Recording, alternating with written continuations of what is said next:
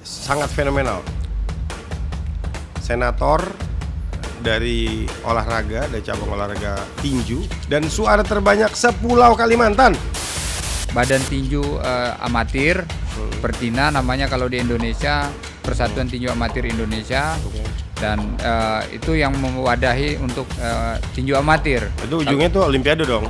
Ujungnya Olimpiade. Ujungnya Olimpiade. Prestasi tertinggi tentu di Olimpiade. Apa sih sensasinya tuh kalau ngeliat lawan KO tuh? Puas. Selamat datang di podcast Enosi Indonesia. Paling keren sedunia. Podium of Champion pakai S, S-nya masih kecil karena juaranya masih sedikit, tapi insya Allah makin hari makin banyak. Selalu ada yang menarik dari dunia olahraga untuk dibahas di Podium of Champion. Kali ini sangat spesial karena tamu saya adalah petinju profesional Indonesia. 2 world titles under the IBO International Boxing Organization untuk kelas featherweight dan lightweight. Please welcome Daud, the boxing senator Jordan.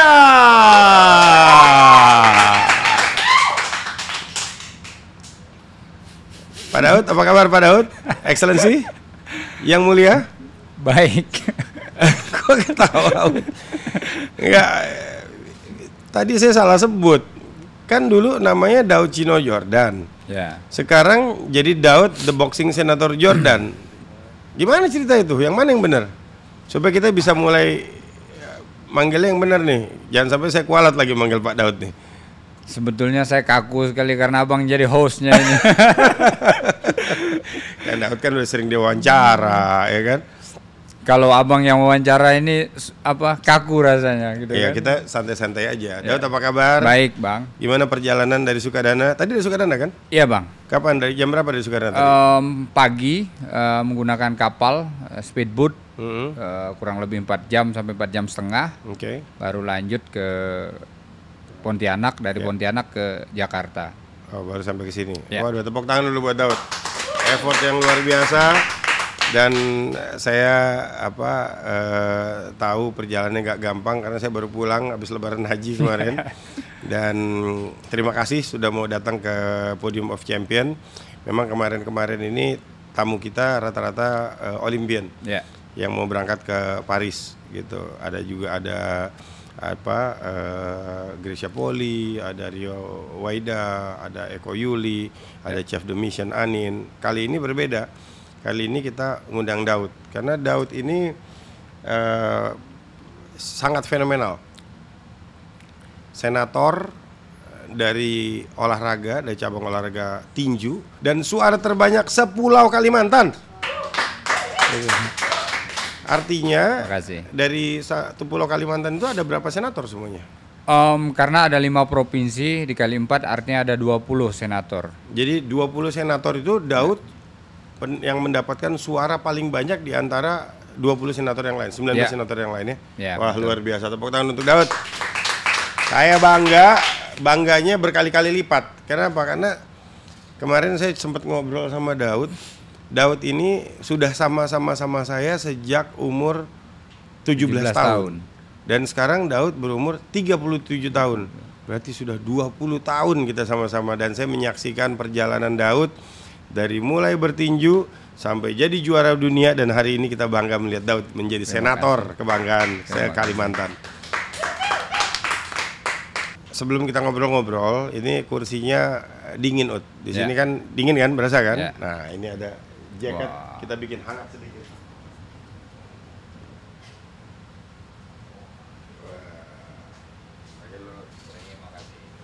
Jadi nggak gemeteran loh. Saking dinginnya maksudnya, ya kan? Ya. Oke, ini berarti you already part of NOC family nih. NOC Indonesia Paling keren sedunia. Iya. Karena kita emang nggak pernah tanggung-tanggung, Ut. Ingat nggak kita pernah ngobrol lama dulu. Ya. Kalau kita mau melakukan sesuatu, jangan tanggung-tanggung. Ketika Daud mulai bertinju dan pindah ke profesional, kita sama-sama punya cita-cita melihat Daud jadi juara dunia. Dan ketika Daud masuk ke dunia politik, ternyata nggak tanggung-tanggung juga. Gitu. Daud langsung terpilih, alhamdulillah jadi senator. dan bukan cuma senator, tapi senator dengan suara terbanyak sepulau Kalimantan. Nah, boleh ceritain nggak tuh gimana tuh ceritain? Baik, terima kasih Abang Okto. Ya, yang pertama saya bersyukur dan berterima kasih karena banyak sekali sebetulnya orang-orang yang terlibat dalam perjalanan karir saya, baik di ring tinju amatir, profesional hingga di karir politik saya, termasuk Abang sebetulnya. Ya, amin. Jadi tidaklah pendek ceritanya sampai di titik ini, sehingga saya berpikir bahwa perjalanan demi perjalanan ini boleh barangkali menjadi inspirasi untuk para atlet-atlet yang lain, manakala mungkin juga ingin mengikuti jejak, baik itu menggeluti profesi sebagai seorang atlet, baik itu amatir, profesional, hingga terjun ke dunia politik, Bang. Tapi kenapa Daud mau ke politik? Politik itu sejatinya bagi saya suci dan mulia, Bang Okto. Karena melalui politik saya dapat membantu rakyat, khususnya di daerah, karena kita tahu bahwa di daerah memang banyak sekali kendala-kendala atau masalah-masalah kehidupan sosial khususnya terhadap masyarakat, sehingga saya memilih politik sebagai jalur untuk saya juga barangkali memberikan kontribusi, tapi tetap tidak melupakan profesi utama saya sebagai seorang atlet, Bang. Gitu. Kalau di luar negeri itu kan kita familiar dengan Manny Pacquiao. Manny Pacquiao dari Filipina, itu seorang petinju yang fenomenal, tapi juga sekaligus senator. Ya, sekaligus senator. Berarti Daud ini seperti Manny Pacquiao versi Indonesia. Tepuk tangan dulu dong buat Daud, ya kan? Walaupun kalau menurut saya kerenan Daud lah, ya kan? Karena kita bangga sama petinju kita. Daud ini berasal dari keluarga yang satu keluarga. Ini mungkin keunikan dan ini cukup langka di Indonesia ya sekarang ya. Satu keluarga yang semuanya suka tinju. Kakaknya Damianus Jordan, ya itu istrinya Dami latihan tinju juga, anaknya semuanya latihan tinju. Kakak-kakaknya Daud, ponakannya Daud, ya kan. Bahkan Daud sama anaknya udah mulai latih tinju ya. Betul. Gitu. Gimana ceritanya tuh? Ya, karena memang ternyata tidak bisa dibohongi bahwa pengaruh dari keluarga itu sangat berdampak, sehingga apa yang dilakukan oleh keluarga itu diikuti atau dicontoh oleh saudara bersaudara yang lain, bahkan keponakan, sepupu juga menggeluti profesi yang sama. Nah, ini faktor memang karena lingkungannya yang terus berada di olahraga, sehingga dunia itu dianggap oleh keluarga menjadi tujuan. Daud mulai tinju kapan sih? Saya mulai tinju itu di mulai pegang sarung tinju kapan? Di usia saya 8 tahun, Bang. Oh, 8 tahun. 8 tahun. Jadi mulai pegang sarung tinju, tangan udah dibungkus tuh. Ya. Pukul sansak pertama kali umur berapa? Ya, umur 8 tahun sudah mulai pukul samsak, sudah mengikuti latihan tinju walaupun masih kanak-kanak ya, Bang. Dan ya namanya anak-anak kan belum serius dan belum fokus. Dan itu sekarang Daud lakukan lagi ya? Ya. Saya kemarin waktu di Sukadana, saya sempat berapa kali latihan di tempatnya Daud, numpang olahraga gitu. Betul. Itu banyak anak kecil. Ada berapa banyak anak kecil itu dari Sukadana semua? Sukadana semua, karena memang lebih dekat untuk datang ke sana, jadi dan orang tuanya juga bisa mengantar ke tempat latihan. Bahkan saya dengar ada orang yang khusus datang dari provinsi lain, yang anaknya menjadi korban narkoba kalau nggak salah ya. Betul. Terus dititipin sama Daud, ada beberapa anak untuk dilakukan rehabilitasi ala tinju. Gimana tuh ceritanya itu? Ya, uniknya adalah olahraga tinju ternyata juga tidak hanya sekedar menempa skill dari si petinju tersebut, Mbak Abang, tapi juga dapat membentuk karakter. Jadi ada satu petinju dari Kalimantan Timur, saya sebutkan daerahnya. Orang tuanya datang menitipkan untuk dibina karena secara keluarga mereka menyerah atau tidak mampu menanggulangi anak ini. Iya. Gitu. Jadi waktu itu narkoba ya, kecanduan narkoba. Jadi dititipkan kepada saya by phone, by telepon. Akhirnya anak itu tiba di Kayong Utara di Sukadana. Memang perlu waktu untuk membentuk, tapi alhamdulillah, Bang, hari ini saya pastikan dia sudah betul-betul hilang dengan dampak narkoba. Bahkan kemarin udah ikut pertandingan menang pula ya. Menang kau. Hebat. Jadi tinju itu bukan hanya olahraga, bukan hanya ini, tapi juga membentuk karakter ya. Olahraga Betul. kan memang seperti itu Ya, seyogianya ya. Betul. Itu jadi membangun karakter manusia. Makanya manusia Indonesia itu harus dibangun melalui olahraga. Ya. Jadi parameter keberhasilan mengukur pembangunan manusia sebetulnya lihat dari keberhasilan olahraganya. Dan itu dibuktikan, saya ngelihat bagaimana keseriusan Daud beserta keluarga ya. Beserta keluarga itu yang sangat telaten untuk ngurus-ngurus anak kecil, bahkan membangun karakter manusia gitu ya, dan menghasilkan gitu. Saya cukup amazed juga, nggak nyangka melalui tinju ternyata bisa banyak dampak hal yang sangat positif sebetulnya. Banyak sekali. Gitu. Saya ingat anak-anak kecil itu dari umur berapa? Yang paling kecil umur berapa sekarang dilatih? Ada yang umur 6 tahun. Ada yang umur 6 tahun? Iya. Oke. Jadi orang tuanya mengantarkan ke tempat tinju untuk diminta dilatih. Sebetulnya di usia demikian kan sangat ini sekali, sangat belia sekali. Namun orang tuanya mempercayai bahwa olahraga tinju dapat membentuk si anak depannya agar jadi lebih baik. Daud ini kan kalau di tinju kan udah termasuk salah satu legend lah, living legend lah ya kan. Kita ada Elias Pikal ya kan, ada Chris John tentunya, terus sekarang ada Daud, terus ada lagi sekarang yang regenerasi ada Ongen gitu. Tapi kita lihat nih tinju ini nama besarnya ternyata begini nih, degradasi. Nah, menurut Daud gimana tuh?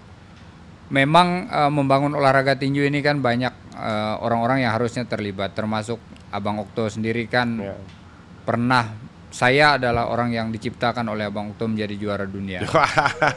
Jadi itu sejarah dan tidak mungkin hilang. Maka stakeholder itu memang sangat penting sekali nanti keterkaitannya untuk membangun olahraga. Kita tahu bahwa olahraga tinju sekarang memang berada di fase menurun.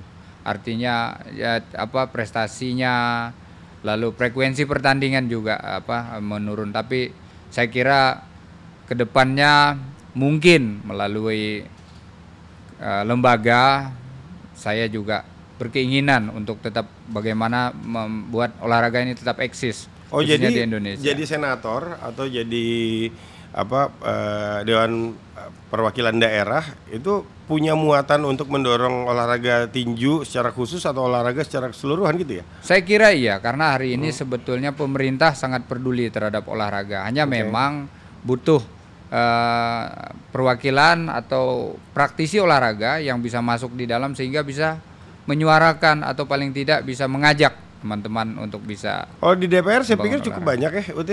Kan si Mbak Yayu Basuki juga dulu kan dari olahraga ke politik ya gitu ya.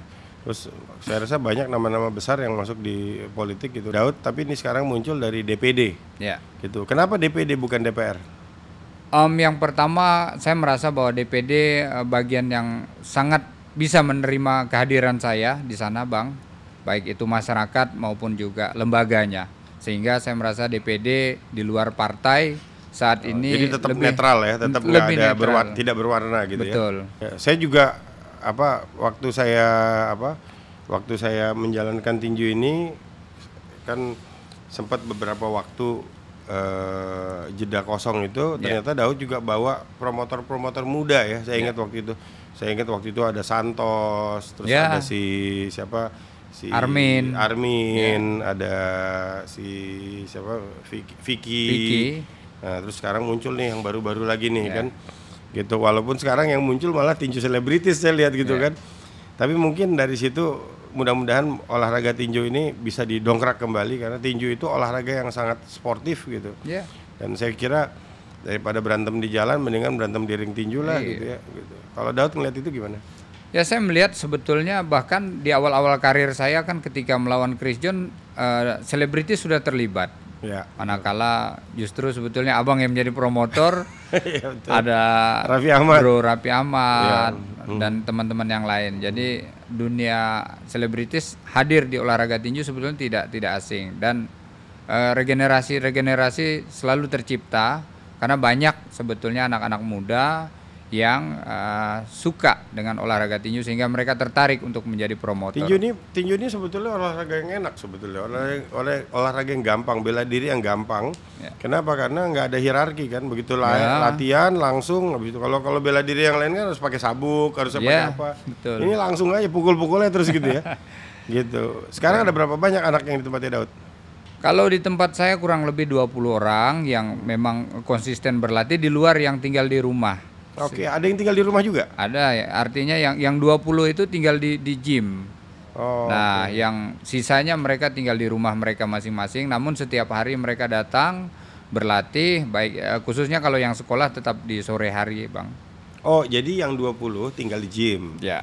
Terus yang lain tinggal di rumahnya masing-masing. Masing-masing. Jadi totalnya kira-kira ada berapa semua itu? Ya bisa 35 orang. 35 orang. Ya. Oh, keren. Aduh. 35 orang. Nah, itu tapi mereka profesional semua? Ada yang amatir, profesionalnya baru hanya 4 yang saya lihat mereka yang sudah bisa ya untuk kedepannya berkiprah di ring tinju profesional. Nah, ngomong-ngomong profesional sama amatir, mumpung ada jagoannya, apa sih sebetulnya bedanya amatir sama profesional itu? Kalau amatir di bawah naungan Pertina, organisasi Pertina yang memang badan tinju amatir, Pertina namanya kalau di Indonesia, Persatuan Tinju Amatir Indonesia, dan itu yang mewadahi untuk tinju amatir. Itu ujungnya tuh Olimpiade dong? Ujungnya Olimpiade. Prestasi tertinggi tentu di Olimpiade. Mereka akan berkompetisi baik di daerah, lokal, daerah, nasional, internasional hingga Olimpiade. Tapi mereka berapa ronde tuh? Sama nggak ronde-rondenya? 3 menitnya sama? Kalau menitnya 3 menit sama, hanya rondenya lebih banyak profesional. Oke, kalau amatir berapa ronde? Amatir 3 ronde dan profesional dibagi, ada yang 4 ronde, ada yang 6 ronde, ada yang 8 ronde, ada yang 10 ronde hingga 12 ronde, Bang. Oke, jadi kalau amatir udah pasti 3 ronde? Iya, 3 ronde. 3 ronde kali 3 menit? 3 menit. Nah kalau yang profesional itu ada yang 4 ronde kali 3 menit, ada yang 6 ronde kali 3 menit, ya 8, 10 hingga 12. Sampai 12. Nah kalau cara perhitungannya sendiri itu berbeda kan? Penghitungannya sebetulnya hampir sama. Cuman angkanya beda-beda, 8, 9, 10. 8, 9, 10 sama, hanya karena amatir 3 ronde saja artinya hanya di angka 27, 28, 29, 30. Kalau profesional hingga ratusan karena rondenya panjang, apalagi yang 12 ronde. Kalau Daud di berapa ronde? Saya yang di 12 ronde. 12 ronde. Agak panjang tuh napas ya. Terpanjang di antara semuanya. Dan 12 ronde itu mukul dan dipukulin gitu. Pasti. Satu hal yang harus kita ketahui kalau mau latihan tinju, cuman ada 2 yang kemungkinan terjadi. Yang pertama memukul, yang kedua dipukul. Jadi itu adalah basic ilmu dari tinju. Yaitu memukul dan dipukul. Nggak ada petinju yang mukul doang tidak kepukul. Itu namanya gebukin. Daud tiap hari masih latihan sekarang? Saya masih latihan, Bang. Full berlatih. Gimana tuh jadwal latihan Daud gimana? Kalau di Kayong pastinya pagi dan sore hari. Dan ya kedepannya kan saya akan tetap bertanding justru di bulan September pada tanggal 7. Rencananya akan bertanding di Pontianak. September ini? Ya. Oh, tanding lagi? Tanding lagi. Oh, jadi senator udah tanding dong? Tanding. Kan pelantikannya senator kapan? 1 Oktober. Jadi masih ada waktu. Oh, oke. Jadi sebelum dilantik ya? Ya, dan kalaupun nanti kiranya juga sudah dilantik, tentu saya tetap akan terus membagi waktu saya untuk tetap terus melanjutkan karir saya di profesional. Jadi akan tetap tinju nih? Masih tetap akan. Wah, luar biasa. Tepuk tangan dulu dong untuk Daud nih. Oh, jadi senator tapi tetap tinju ya? Tetap tinju. Tanggal 7 September, ingat tuh. 7 September sama-sama kita tunggu Daud the Senator Boxer itu akan kembali naik ring. Itu rencana berapa ronde? 12 ronde perebutan gelar juara dunia di badan tinju IBA. Yang nanti akan bertanding. Jadi gelar ini gelar kosong yang sebetulnya gelar saya sendiri. Oh, jadi ini gelarnya Daud? Ya. Tapi sekarang kosong, vacant. Kosong, dikarenakan saya tidak bertanding hampir 2 tahun. Sehingga organisasinya mencopot gelar tersebut dan tapi bisa direbut kembali. Direbut kembali ya. Ya kita doakan semoga nanti tanggal 7 September gelar tersebut kembali ke pinggang Daud. Amin. Ya, kalau di tinju itu harus kembali ke pinggang, walaupun nanti disimpannya di pundak gitu ya. Di pundak ya. Tadi kan kita bahas nama tuh Ya. dari The Chino menjadi The Boxing Senator. Gimana cerita itu? Ya memang dari awal karir saya populer atau lebih dikenal Daud Chino Yordan, karena dalam dunia tinju itu kan ada nama panggilan atau julukan. Nah, saya sendiri memberikan nama Chino karena memang secara fisik orang tua saya kebetulan bapak saya Tionghoa dan ibu saya orang Dayak, sehingga mata saya sipit. Oh, jadi saya keturunan Arab tapi mata sipit. Harusnya panggil Cino juga. Okto Chino Jordan, ya kan? Okto Chino Hari, gimana tuh ceritanya? Ya jadi itu untuk nama Chinonya. Namun karena sekarang ini dipercaya oleh rakyat untuk hadir di parlemen, berada di parlemen, maka saya merubah nama panggilan atau julukan tinjunya jadi senator. The Boxing Senator. Boxing Senator. Itu cuma satu-satunya dari Indonesia tuh. Ya, jadi bolehlah dicatat bahwa sejarah olahragawan yang aktif ya menjadi pejabat publik, mungkin ini menjadi sejarah pertama. Jadi legislatif maksudnya. Jadi legislatif. Legislatif ya. Catatan rekor Daud itu 42 kali menang, 30 diantaranya menang KO, 4 kali kalah dan belum pernah imbang alias zero draw. Ya. Terus itu pencapaian yang sangat luar biasa ya. Tepuk tangan dulu dong buat Daud. Aduh. Loh, yuk kayak ini kan. Kalau tadi kan Daud udah mengulas tetap latihan. Ya. Cuman yang saya mau garis bawahi tadi Daud sebut Kayong. Orang mungkin nggak ngerti Kayong itu apa sih? Kayong Utara itu adalah salah satu kabupaten paling muda hasil pemekaran dari justru papanya Abang Okto. Dari pemekaran dari Ketapang pemekaran ya? Kabupaten Ketapang. Kalau Sukadana itu nama kotanya? Nama kotanya. Sekarang pada tanggal 26 ini menginjak usia ke-17. Oke. 17 tahun. Saya tinggal di situ dan karena memang begitu masuk pemekaran saya sudah tinggal di Kayong Utara hingga sekarang saya berada di Kayong Utara. Tapi Daud tuh bertahan di situ ya di Kayong Utara itu. Nah, jadi nanti tempat latihan tinju apa segala macam gimana kalau Daud pindah ke Jakarta? Saya sudah membagi itu dengan teman-teman kepelatihan di sana dan akan tetap terus berjalan. Manakala saya tetap bertanding, saya tetap akan berlatih di Kayong. Oke. Karena sekarang ini juga banyak petinju-petinju yang khusus datang ke Sukadana atau ke Kayong hanya untuk latihan ya, untuk persiapan ya. Betul. Berarti tanggal 22 Juni yang lalu itu ada pertandingan tinju, itu petinju-petinju juga latihan di Kayong ya saya dengar ya, ada ongen, ada apa segala macam, betul ya? Ya, jadi salah satu petinju dari Angkatan Udara, Ongen Saknosiwi, ini kali kesekiannya mempersiapkan diri di Kayong Utara, justru berlatih di sana. Persiapannya di sana ya? Di sana, karena memang secara tempat cukup representatif, serta ya kami berlatih bersama-sama dan banyak teman-teman yang lain juga membantu pada masa persiapan Ongen.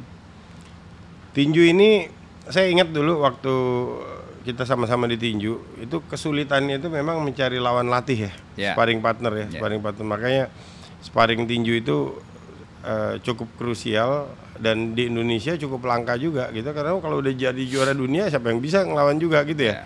Gimana tuh kiat-kiatnya? Ya memang terkadang karena lawan dari luar itu memiliki gaya yang tidak banyak dimiliki oleh gaya-gaya petinju yang ada di Indonesia, maka itu yang menjadi kesulitan. Sehingga mau tidak mau kita juga harus berlatih keluar untuk menyesuaikan calon lawan yang akan kita hadapi. Biasanya seperti itu. Kan tadi dibilang ada berapa puluhan pertandingan. Kira-kira mana pertandingan yang paling berkesan untuk seorang Daud Yordan? Saya pernah melawan petinju Filipina kala itu di sini di Jakarta, namanya Ricky Sismundo. Iya. Ya. Kira-kira saya ingat lah yang mana cerita itu. Ricky Sismundo ini sebelum bertanding melawan saya kan dia melawan adik saya. Nah, adik saya kalah KO ronde 1 di Pontianak dan tentu saya anggap itu menjadi pertarungan yang terpenting dalam karir saya karena saya tidak mau jatuh ke lubang yang sama ketika saya bertanding melawan dia. Jadi ada dendam dong kalau gitu? Campur-campur lah. Oh, campur-campur. Nah itu juga pertanyaan yang mau saya tanyain yang berikutnya. Ya. Kalau lagi tinju itu, ini tinju itu olahraga fisik gitu. Ya. Kira-kira bagaimana yang mengontrol emosi itu, apalagi kalau udah kepukul, memukul, apalagi tadi tambah muatan adiknya pernah kalah. Ya. Nah cara Daud sebagai petinju profesional itu gimana memisahkan emosi dengan tinju itu? Jadi tidak bisa dibohongi bahwa pengalaman itu sangat membantu sekali dalam kita bisa memenangkan pertarungan, Bang. Bagaimana saya dari amatir, saya memiliki rekor yang cukup baik, lebih dari 100 kali saya bertanding di ring tinju amatir. Bahkan saya juga ikut SEA Games, ikut PON, ikut Kejurnas, sarung tinju emas dan berbagai pertandingan-pertandingan nasional yang ada di Indonesia. Sehingga pengalaman amatir menjadi bekal. Manakala saya terjun ke ring profesional, walaupun waktu itu kalau tidak salah saya bertanding melawan petinju Filipina itu sebetulnya belum terlalu lama saya masuk ke ring tinju profesional. Namun karena dengan pengalaman maka tetap bisa mengontrol emosi, mengatur ritme pertandingan sehingga hasil yang ingin kita tuju itu tercapai. Nah kalau Daud sendiri ngelihat tinju itu sebetulnya kayak apa sih? Apa sih arti tinju untuk Daud itu apa sebetulnya? Kalau saya tinju segala-galanya bagi saya, Bang. Segala-galanya. Segala-galanya. Artinya apa? Ya karena dari tinju membentuk karakter pribadi saya. Dari tinju bisa mengangkat harkat martabat keluarga. Dari tinju saya bisa mengangkat harkat martabat bangsa dan negara. Dari tinju saya punya banyak teman. Dari tinju saya banyak belajar bagaimana bersosialisasi dengan masyarakat, dengan lingkungan. Di mana-mana saya dapat penerimaan karena tinju. Bahkan validasinya bisa dilihat manakala saya ikut pemilu, saya bisa menang suara terbesar se-Kalimantan. Itu bukti bahwa olahraga membawa kita ke tempat yang mudah diterima masyarakat. Ya memang kalau orang berprestasi itu memang luar biasa ya. Jadi melalui tinju Daud sudah mencapai tingkat ini namanya sport climber. Bukan social climber, ada juga yang social climber tuh, ya kan?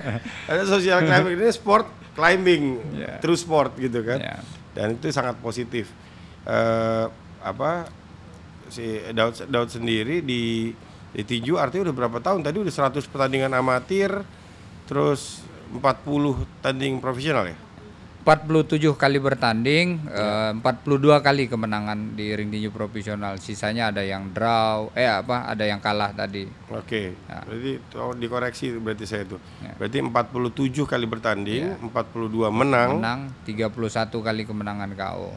31 kali kemenangan KO dan nggak ada draw. Ya. Nggak ada. Jadi menang atau kalah. Ya. Tapi pernah juga dong ngalamin kalah. Oh pernah 4 kali. Nah, gimana tuh perasaan waktu kalah tuh? Ya kalah itu memang kalau kalah pertama sangat menyakitkan. Karena saya pikir saya belum punya mental untuk menerima kekalahan. Ada kegambangan terhadap profesi, apakah ini bisa berlanjut atau tidak. Apalagi ring tinju profesional itu sebetulnya egois. Egoismenya adalah ketika Anda kalah, Anda akan sulit untuk bangkit lagi. Makanya tabu sekali atau fatal sekali apabila mengalami kekalahan. Itu waktu kalah itu, walaupun saya tahu jawabannya betul. Tapi ini kan karena podcast harus saya tanya ya. Setelah Daud berapa kali tanding tuh? Jadi Daud tanding di amatir kan nggak pernah kalah kan? Nggak pernah kalah. Terus masuk ke profesional nggak pernah kalah. Nah terus kalahnya itu berapa kali tanding terus gimana tuh rasanya tuh? Kalau tidak salah saya di rekor 21 kali saya bertanding saya mengalami kekalahan. Ya tentu rasanya pahit ya namanya kalah. Tapi ya saya pikir saya tidak perlu berlarut-larut untuk Tapi ada nggak perasaan kayak aduh aku kalah nih, ini kalah nih? Ada. Terus berapa lama tuh recovery-nya? Sebagai manusiawi ya saya pikir saya wajar kalau saya merasa seperti itu. Tapi tidak lama lah karena banyak dukungan keluarga, dukungan promotor, dukungan teman-teman, dukungan masyarakat sehingga saya akan terus berlanjut. Siapa promotornya? Raja Sabta Oktohari. Saya Daud ini emang susah dipisahin saya walaupun Daud petinju tapi lebih kepada adik sendiri lah saya ngeliatnya Daud ini. Dan mungkin yang gak banyak tahu walaupun dia jadi petinju katanya juara dunia, tapi kalau di belakang itu semua tetap aja bayinya masih keluar gitu, masih ngelendot sama promotornya, betul ya? Betul. Dan nggak mau tidur di tempat yang lain kecuali di rumah saya nih. Ya. Ya itulah apa hubungan yang luar biasa. Nggak terasa 20 tahun loh. 20 tahun. 20 tahun. Tapi bangga. Yang bangga tuh bukan cuma kita, masyarakat Sekalimantan Barat, Sekalimantan se-Indonesia gitu. Dan ketika kita cerita-cerita sama teman-teman yang kenal sama Daud gitu ya. Kemarin saya bicara sama si Cedric. Ya. Cedric yang dari Kazakhstan juara Olimpiade itu. Gitu. Wah, dia tahu Daud juga. Ya. Dan dia insya Allah katanya tanggal 7 September mau datang untuk nonton Daud. Wih, terima kasih, Daud, terima gitu kasih. Gitu. Cerita tentang Olimpiade. Apa sih arti Olimpiade buat seorang Daud Jordan? Bagi saya kalau para atlet yang sudah bisa tampil di Olimpiade itu prestasi tertinggi. Tidak ada lagi prestasi yang lebih tinggi daripada Olimpiade. Tapi Daud pernah nggak kepikiran mau ikut Olimpiade? Saya sebetulnya ada beberapa momen, saya sempat ikut pra Olimpiade kala saya di amatir, hanya memang tidak lolos, kalah dengan petinju dari negara Uzbekistan. Terus pra Olimpiade kedua juga saya kalah lawan petinju Kazakhstan. Jadi pada akhirnya memupuskan harapan saya untuk tampil di Olimpiade. Padahal sesungguhnya saya ingin sekali tampil di Olimpiade. Itu emang Kazakhstan sama Uzbekistan tuh emang sangat luar biasa di tinju. Karena saya kemarin baru pulang dari Almaty, Kazakhstan. Ternyata dari 70 atlet yang dikirim ke Olimpiade Paris, itu 10 dari tinju. Jadi memang dan 9 dari judo. Jadi 10 dari tinju, 9 dari judo. Ya kita bisa lihat mereka sangat serius. Betul. Gitu, untuk di olahraga tinju. Demikian juga dengan Uzbekistan.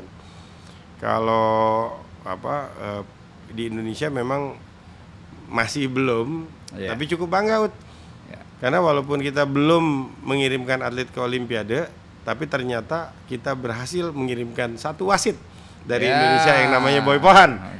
Tepuk tangan dulu buat Abang Boy Pohan ini, ya kan? Nanti kapan-kapan kita undang ke sini dia ngobrol ya, wasitnya. Kalau tentang tinju sendiri, saya tahu Daud ini kan sangat mengidola-idolakan petinju Puerto Rico.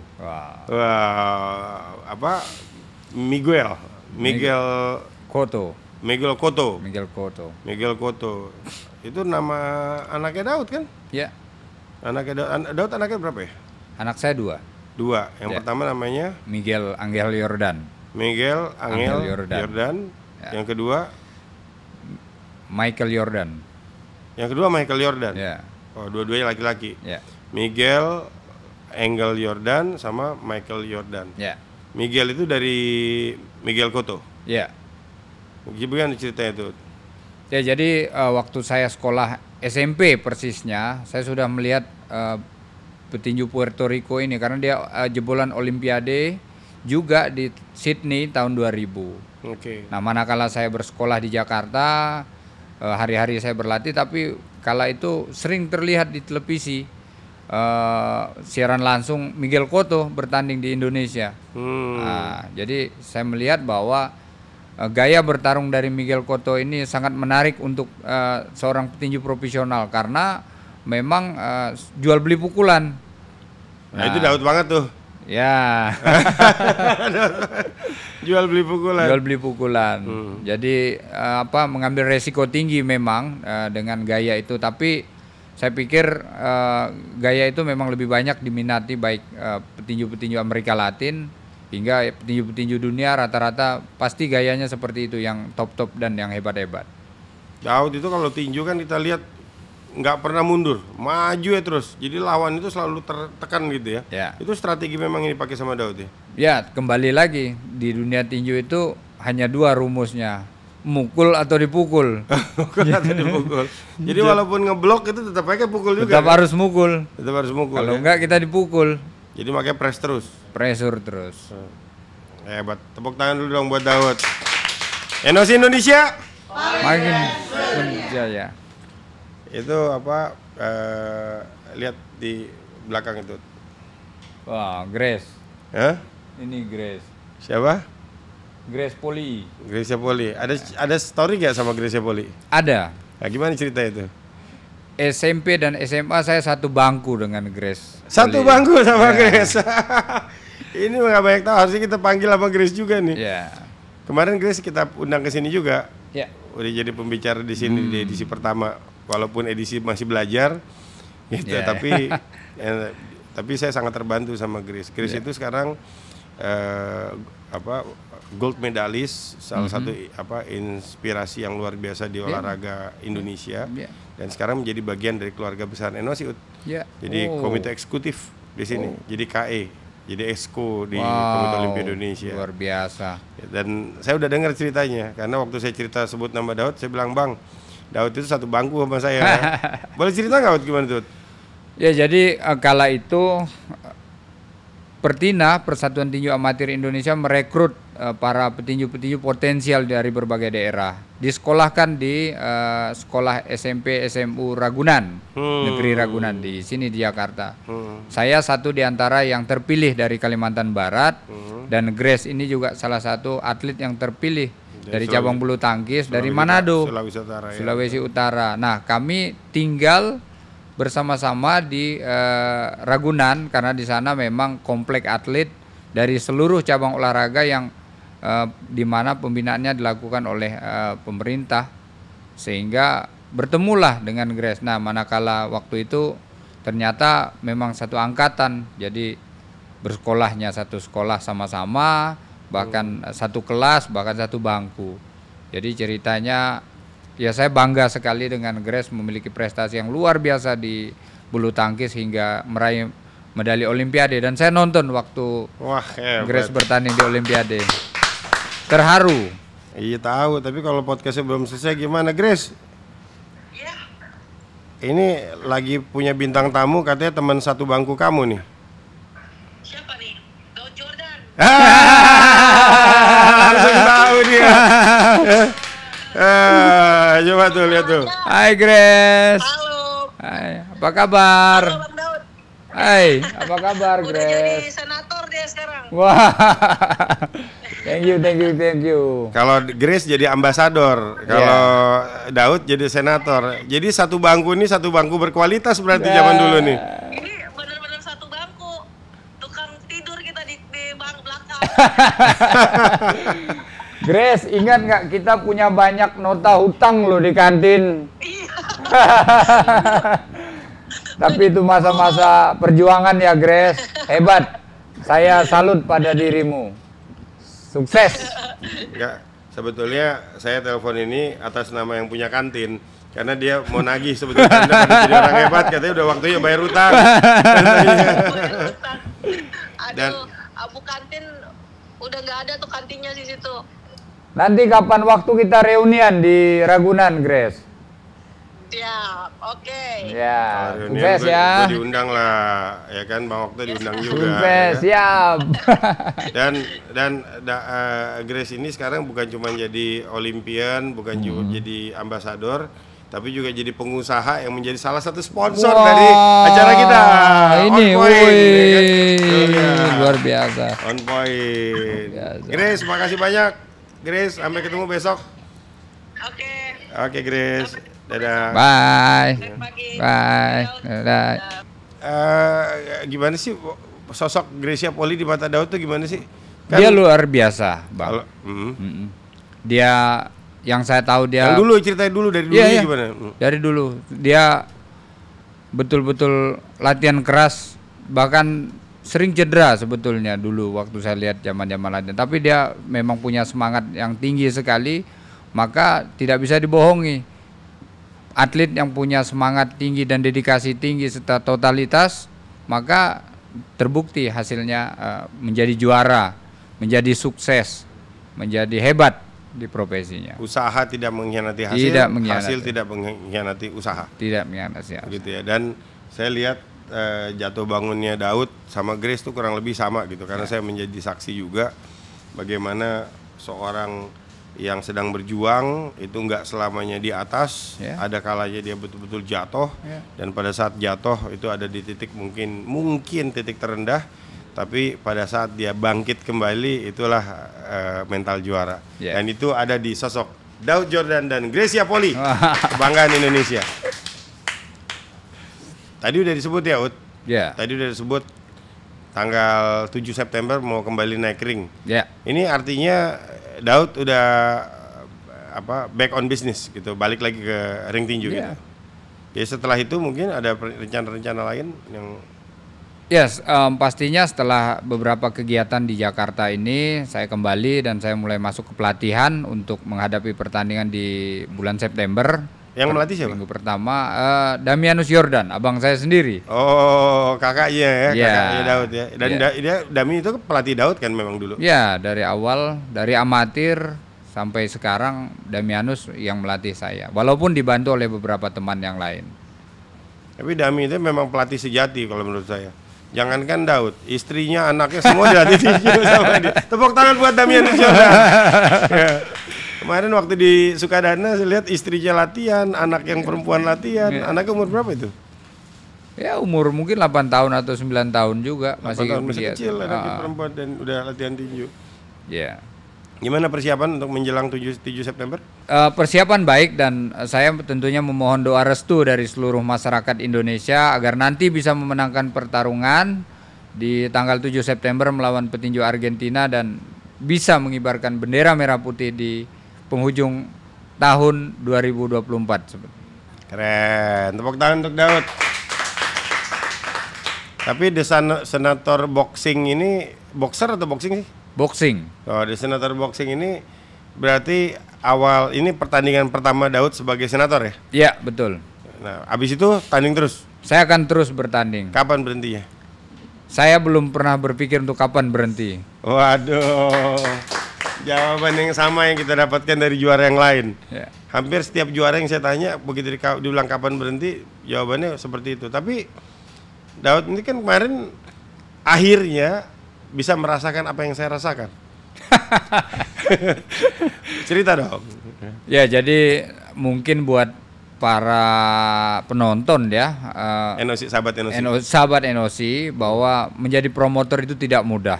Iya. Bagaimana yang biasanya dilayani, sekarang harus petinju. melayani. Sebagai petinju. Sebagai petinju, sekarang harus melayani bagaimana membuat pertandingan yang harus dipersiapkan semua-muanya. Jadi betul-betul saya rasakan apa yang Bang Okto rasakan sebelumnya. Enak Daud. Ada suka dukanya, tapi saya pastikan banyak capeknya ngurusnya. Tapi saya hebat, Bang Okto ternyata belasan tahun bisa ngerjain event-event tinju ini yang tidak pernah berhenti. Kita tepuk tangan juga buat Bang Okto. Waduh. Enggak, karena latihannya pakai perasaan, Ya, ya oke. kan, pakai perasaan. Yang diurus itu orang-orang yang mencintai dan kita cintai, ya kan, yang sama-sama mencintai tinju. Ya. Tinju itu dulu itu kan, waduh, dulu tuh ada tinju Monas, Ya. dulu ada tinju Pasar Baru, Ya. ya kan, ada tinju Pasar Baru, terus ada tinju Rabuan dulu. Ya. Sekarang tuh yang kayak gitu-gitu udah berkurang. Ya. Dan saya lihat sportivitas, jiwa sportivitas itu sangat tinggi di tinju gitu kan. Ya. Karena cuma dua hal tadi itu, mukul atau dipukul, gitu kan. Nggak ada tuh orang-orang yang lembek-lembek gitu kan. Ya. Karena daripada ngomong di belakang, ya mendingan kita naik ke atas ring. Ya. Kalau nggak dipukul, memukul. Mukul. Dan itu lebih sportif. Ya. Dan selesai tinju, peluk-pelukan. Pelukan. Pernah nggak dendam? Enggak. Hah? Enggak. Serius? Hah? Kalah sakit hati gitu pernah? Enggak. Sakit hati mungkin adalah. Memang tidak. Saya merasakan secara pribadi tidak, karena apa ya? Yang namanya kalah kita harus akui kalah, gitu kan. Walaupun pastinya sulit menerima, tapi memang harus diakui. Kalah ya kalah. Kalah. Tapi kita evaluasi dari kekalahan itu. Waktu Daud tinju, kan petinju ini saya berapa kali diskusi sama atlet ya, atlet profesional. Jadi sebetulnya Daud ini kan ujung tombak dari sistem. Ya. Ya sistem yang integrated ya, terintegrasi gitu ya. Jadi ada pelatih, ada tim official, ada apa gitu. Kan banyak orang yang teriak-teriak tuh. Ya. Ada yang teriak. Kemarin waktu saya wawancara Eko Yuli juga menceritakan hal yang kurang lebih sama Daud. Jadi waktu tinju itu sebetulnya yang kedengeran sama Daud tuh apa? Ada pelatih, ada orang-orang di sekeliling yang memang juga memberikan dukungan. Kan penonton banyak teriak, "Oh Daud!" Ya, kadang-kadang orang saya dengar, "Oh Daud, pukul, hajar," ya kan, sikat gitu. Itu kan sebetulnya bukan itu yang didengar kan? Ya. Gitu. Kalau yang itu sih kita bisa pisahkan karena itu bentuk dukungan saja. Tetapi lebih kepada kubu ke pelatih kita di Jadi bawah. pelatih itu juga melihat dong, mengevaluasi, Yeah. mengapa segala macam Yeah. gitu. Pernah nggak Daud itu kayak di tengah-tengah tinju, Daud udah tahu nih, ini saya pasti menang nih. Atau aduh, ini saya bisa kalah nih. Ada nggak pernah kayak gitu? Pernah. Nah, gimana tuh ceritanya? Ya, pastinya sebagai seorang petinju tahu nih kalau kita juga ternyata sudah kalah poin untuk bisa memenangkan pertandingan atau sebaliknya. Maka kalau saya sebetulnya saya berfokus pada setiap ronde saya harus memenangkan pertarungan dengan cara menekan, mempresur lawan, memukul sebanyak mungkin, menekan sebanyak mungkin, memasukkan pukul sekuat mungkin agar bisa memenangkan pertarungan. Syukur-syukur ya kalau KO. Jadi tidak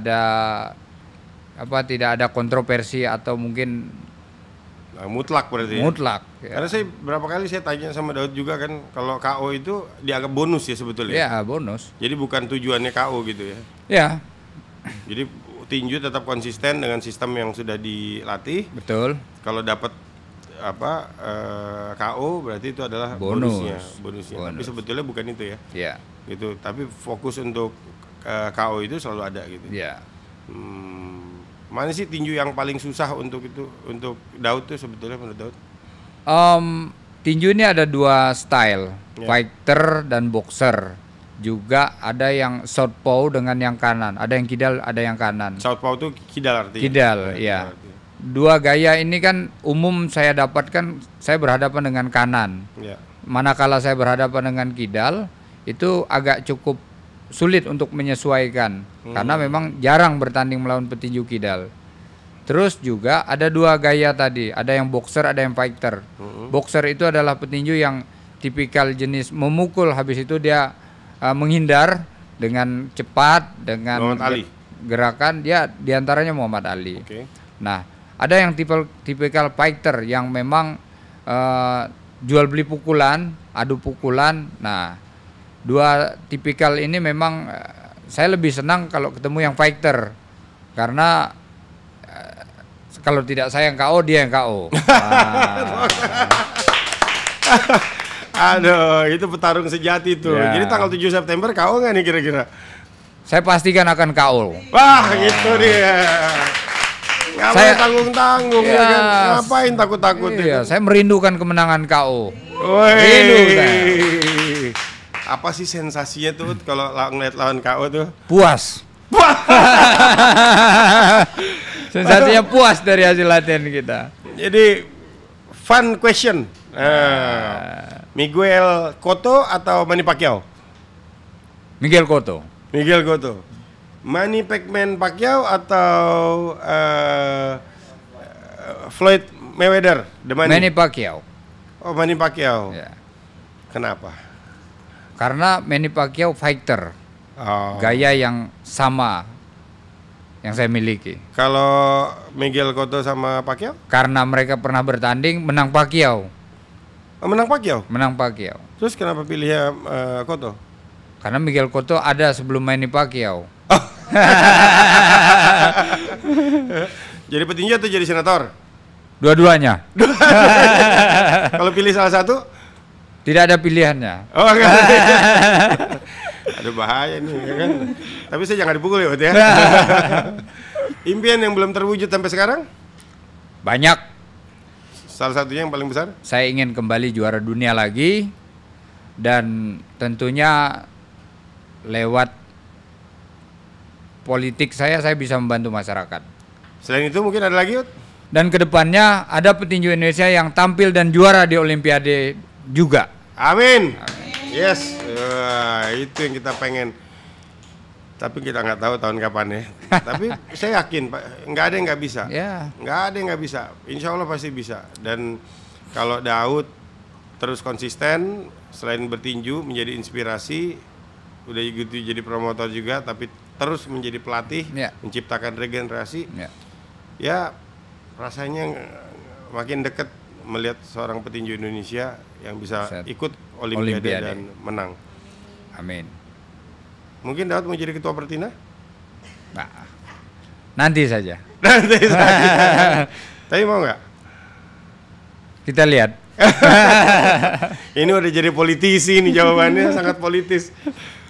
Jadi kita cukup bangga ya kalau kita lihat daftar dari petinju Indonesia yang pernah jadi juara dunia itu yang legend Ya. pasti Om Elias Pikal. Pikal. Ya, tepuk tangan dulu buat Om Eli. Ada Niko Thomas, ya kan? Niko Thomas itu dong, istrinya Niko Thomas itu gurunya saya dulu waktu SMP. Oh ya? Oh ya? Iya. Wih. Guru saya, terus Suwito Lagola, Iya, Ajib iya, iya. Barado, ya kan? Muhammad Rahman, itu ada tentunya ada sahabat kita Chris John. Iya. Terus ada terakhir juga selain Daud ada Ongen, Sang Masiwi, Ya. ya kan. Nah, ini semua adalah ikon-ikon di tinju dan saya mau mudah-mudahan melihat lebih banyak lagi petinju-petinju Indonesia yang bisa tampil di kancah-kancah dunia. Ya. Tapi tentunya untuk jadi tampil yang paling penting adalah pekerjaan Daud. Ya. Terus melakukan pelatihan, rekrutmen dan jangan berhenti, jangan pernah lelah untuk menciptakan petinju-petinju yang berkualitas terbaik dari Indonesia. Baik. Terima kasih Daud. Sama-sama. Waktunya sukses untuk karir barunya sebagai politisi. Kita sudah sering melihat kiprah Daud di dunia tinju, menunggu kiprah Daud di dunia politik gitu. Saya yakin pasti fenomenal. Sukses juga untuk pertandingannya 7 September. Dan seperti janji Daud tadi, kita akan melihat itu mencium kanvas di kota Pontianak pada tanggal 7 September. Begitu, Dad? Ya. Kita doakan sama-sama teman-teman NOC Amin. Indonesia. Paling keren sedunia. Ut, saya ingat cerita nih, Ut. Ya. Daud sebagai petinju itu kan otomatis kan melatih bela diri, melatih pukulan, melatih apa segala macam, melatih mental gitu. Ya. Pernah nggak sih ditantang orang berantem, Ut? Pernah. Terus gimana, Ut? Hah? Saya lebih memilih untuk menghindar atau pergi. Ya. Karena bagi saya di luar arena itu tidaklah membuktikan apa-apa. Oke. Jadi saya lebih memilih pergi, walaupun terkadang mereka justru memancing dengan provokasi yang luar biasa, meludah bahkan, Ngeludah ya? ya, atau Jadi saya sih ingat dulu waktu saya jadi promotor tinju dulu itu pernah ada salah satu petinju saya yang telepon nanya, saya ditantang orang nih, kira-kira saya harus ngapain? Siapa nama petinjunya? Oh iya, Daud Jordan namanya. Boleh cerita nggak, Ut? Gimana sih ceritanya waktu itu? oh ya, di masa pertama-pertama tentu kan lebih labil dalam bersikap. Nah, seiring berjalan waktu tentu pengalaman, lalu umur juga semakin bertambah dewasa, maka sudah bisa menentukan sikap. Manakala ada hal-hal terjadi, ya saya lebih memilih menghindar kalau sekarang. Kalau petinju itu bahaya loh. Mereka nggak butuh senjata karena Ya. tangannya itu senjata. Kalau di luar negeri petinju berantem itu dianggap bawa senjata, Ya. karena tangan itu dianggap senjata. Ya. Nah, gimana cara ngatur itu?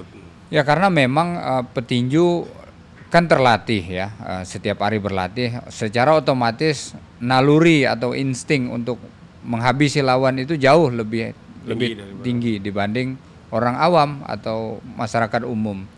Maka ya saya pikir kita yang lebih terbiasa bagaimana memukul, bagaimana mencari titik lemah lawan. Kalau itu terjadi Bahaya, di luar ya sangat berbahaya. sangat bahaya. Ya. Mungkin Daud ada pesan-pesan khusus buat para petinju-petinju muda, ya buat masyarakat. Ini generasi muda nih, kan sekarang generasi muda kita ini harus dimotivasi untuk Ya. memiliki mental warrior atau mental pejuang, mental juara seperti Daud. Ya. Kira-kira ada nasihat-nasihat khusus, Ut?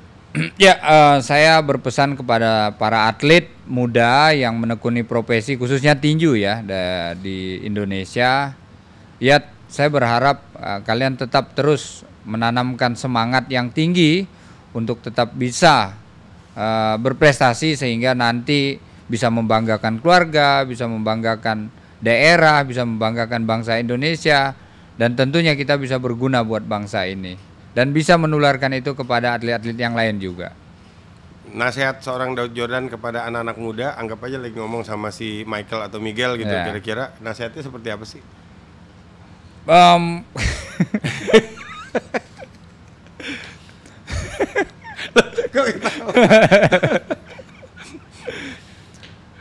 Apa tadi yang lupa? saking Tadi kan bisa nasihatin petinju. Iya. Nah, sekarang saya mau nanya, nasihat seorang Daud Jordan ya kan kepada anak-anak muda Indonesia ya kan, contohnya seperti kepada Michael atau Miguel. Coba nasihatin sekarang. Ya, anak-anak muda yang ada di Indonesia pada masa-masa ini kan tentu mencari jati diri untuk menentukan pilihan hidup. Tentunya silakan pilih jalan hidup yang kalian sukai, yang kalian senangi, yang kalian cintai dengan profesi apapun. Baik itu olahraga, baik itu pendidikan, baik itu menjadi aparatur negara, silakan. Jadi tapi tetap lakukan hal dengan positif dan konsisten tentunya. Dan konsisten. Itu yang nasihat Daud kepada Miguel. Kalau nasihat saya dengan Miguel, kamu udah besar jadi apa? Jadi petinju. Wah. Oh, ngomongnya jadi petinju. Iya. Waduh, tepuk tangan buat Miguel ya kan. Tapi dilatih nggak? Latihan. Gimana latihannya? Di Sasana Tinju. Saya lihat Daud nggak tega nggak menangnya. Oh, enggak. Dia latihan. Latihan ya? Dia latihan. Miguel sama Michael. Miguel umur berapa? Michael 4 tahun. Miguel 12 tahun. Miguel 12 tahun. Ya. 12 tahun. Tapi 12 tahun Miguel sama 12 tahun Daud sama nggak? Beda. Gimana bedanya, Ut? Bedanya ya karena kalau Miguel lahir sudah di zaman yang jauh lebih modern, lebih maju. Kalau saya kan di zaman yang masih sangat terbatas. Oke, sekali lagi. Nasihat Daud untuk Miguel supaya jadi petinju profesional seperti Daud seperti apa? Ya, belum pernah sih saya bilang ke dia untuk jadi profesional. baru di fase, Miguel, kamu udah besar mau jadi apa? Mau jadi petinju, kamu latihan. Nah, baru sampai di situ dulu. Sampai situ. Jangan kasih yang berat-berat, nanti dia pusing dan tidak mau latihan. Tuh, artinya ya kan, dokter itu emang nggak bisa ngobatin diri sendiri. Iya. Ya kan? Iya. Sama, kita juga harus nitipin anak kita supaya dilatih sama orang lain. Ya kan? Pasti nggak tega kan? Iya. Ada nggak tega-teganya? Kalau saya ada. Ada. Tapi nasihat tetap sama. Nasihat sama, tapi saya tega. Karena tinju balik lagi, kalau nggak dipukul, mukul. Ya. Kamu pilih dipukul atau pilih memukul? Pilih memukul. Kalau pilih memukul ya kamu harus latihan keras. Sakit latihan, capek, bosan. Tapi itu pilihannya. Dulu Daud punya ikhtiar, ya kan, nggak akan menikah sebelum jadi juara dunia. Ya, betul. Nah, boleh ceritain nggak? Ya, jadi saya pernah berjanji manakala waktu masih ya bujangan lah ya, saya tidak akan menikah dulu sebelum saya menjadi juara dunia, dan itu terwujud oleh Abang Okto. Jadi sebetulnya Abang yang mewujudkannya, bukan saya. Enggak lah, Daud lah. Yang juara dunia Daud, kan kita cuma nganterin doang. Kita semua cuma bisa mengantar. Semua official, semua insan olahraga itu cuma bisa mengantar para atletnya sampai ke tujuan akhir. Yeah. Kapan? Waktu naik ring tinju. Tapi sudah di atas ring tinju, ya masing-masing jalan sendiri. Yeah. Itulah keprofesionalan seorang Daud Jordan. Betul. Balik lagi ke tempat yang tadi, bangun tidur, ngantar Miguel, sekolah. Terus saya ke Sasana Tinju, gym, berlatih jam 7 hingga jam 9. Berlatih pagi, ya 2 jam. Terus? Habis itu jam 10 saya ngantor. Ngantor? Ya, kantor KONI. Oke, Daud ya ketua KONI ya? Ya, saya juga ketua KONI. Ya? Terus jam 12 balik atau jam 1, kalau tidak ada kegiatan pemerintah atau kegiatan KONI, saya balik. Nanti jam 4 saya berlatih lagi. Sampai jam 6 atau jam 7. Habis itu saya pulang ke rumah. Berlatihnya apa itu? Berlatihnya kalau pagi itu dominan di fisik. Oke. Baik itu lari, kardio atau angkat beban. Oke. Nah, kalau di malam hari lebih banyak teknik, apakah itu sparring, mitts, punching pad, pukul samsak, skipping, shadow boxing dan yang lain-lainnya. Hari Senin. Hari Senin. Nanti sampai jam berapa tuh? Ya kalau tadi yang dari jam 4 sampai jam 6 atau sampai jam 7 malam Ya. saya berlatih, setelah itu saya kembali ke rumah lalu Istirahat. berkumpul dengan keluarga dan besoknya balik lagi seperti itu. Tidur jam berapa biasa? Tidur karena mulai masuk fase politik ini agak malam sih sebetulnya. Ada pengaruhnya, Bang. Ada pengaruhnya Ya, juga, tapi tapi- biasanya tidur jam berapa? Ya tidur jam 11. Jam 11 ya? Ya. Jam 11. Tidur jam 11, bukan kau tidur jam 10. Karena pas itu politik tadi udah naik sekarang, Bang. Bukan. Main biasa supaya orang tidur. Oh, Enggak, oke, waktu- oke. Oh, iya. Biasanya tidur kalau waktu sebelum di politik, biasanya tidur jam berapa? Jam 9 saya sudah tidur. Oh, jam 9 udah tidur. 9. Bangun tidur jam? Jam 6, jam 5 lewat saya sudah bangun. Jadi jam tidur jam 9 itu tidur paling sehat tuh. Ya. Tapi sekarang katanya berubah tuh ya. Ya agak sedikit berubah. Tapi tetap bisa memaintain tubuh dengan baik malah. harus tuh ya. Harus. Gitu. Itu modal yang itu hari Senin, hari Selasa. Hari Selasa kembali ke hari Senin. Kembali ke hari Senin. Hari Rabu. Rutinan. Hari Rabu kembali ke rutinitas hari Selasa. Wah, terus-terusan. Jadi berputar terus seperti itu. Terus satu minggu ada off day. Ada hari Minggu. Hari Minggu nggak latihan. Ya, latihan mikirin yang dilakukan dari hari Senin sampai hari Sabtu. Jadi hari Senin itu latihan, hari Ya. Selasa latihan seperti hari Senin, hari Rabu latihan seperti hari Selasa, libur hari Minggu, memikirkan hari Senin sampai hari Sabtu. Iya. Nggak ada liburnya nih orang. Menarik ya, ternyata itu jawaban yang kita dapatkan dari beberapa podcast yang lalu juga. Saya ingat waktu bicara sama itu si di belakang Daud itu, lihat nggak itu? Oh. Bro Rio. Ya, nggak kelihatan gambarnya. Ya, kelihatan. Ya itu di gambarnya. Hah? Oh ya, ya. Waktu ngobrol sama Rio itu lucu. Dia cerita, saya tanya sama dia kan Senin sampai Minggu ngapain? Senin sampai Sabtu saya latihan pak. Oh, Minggu libur. Kalau libur ngapain? Main surfing katanya. Sama juga. Sama. Itu sama kayak Daud. Sama. Daud kalau Minggu pergi ke pantai. Ya. Ya ngapain di pantai? Latihan tinju. Tepuk tangan buat Daud Jordan. Malahan hari Minggu justru karena ada live tinju pasti nonton tinju. Oh, pagi ya. Pagi. Oh, berarti suka nonton Hengki Silatang juga dong. Iya. Hengki Silatang sekarang komite eksekutif di Komite Olimpiade Indonesia. Wow, hebat. Iya. Jadi dia biasa komentar di tinju di TV, sekarang udah mulai komentarin kita di rapat-rapat. Oke. Salam Pak Hengki Silatang. Salam olahraga. Buat sahabat Indonesia yang punya request siapa lagi olahragawan atau olahragawati Olimpian yang mau diajak ngobrol di Singgasana Sang Juara, itu langsung tulis di kolom komentar ya. Gitu. Jadi siapapun nanti yang ditulis kita akan usahakan supaya mereka bisa tampil di sini untuk ngobrol sama-sama kita dan kita akan kulik gitu cerita yang tidak diceritakan di tempat yang lain, mudah-mudahan bisa tampil di Podium of Champion. Terima kasih sahabat Indonesia. Jangan lupa dukung terus tim Indonesia yang akan menjaga merah putih di kancah dunia. Sampai jumpa lagi di Podium of Champion Podcast NOC Indonesia. Paling keren sedunia. Tepuk tangan. Luar biasa. Terima kasih Daud. Sama-sama. Box.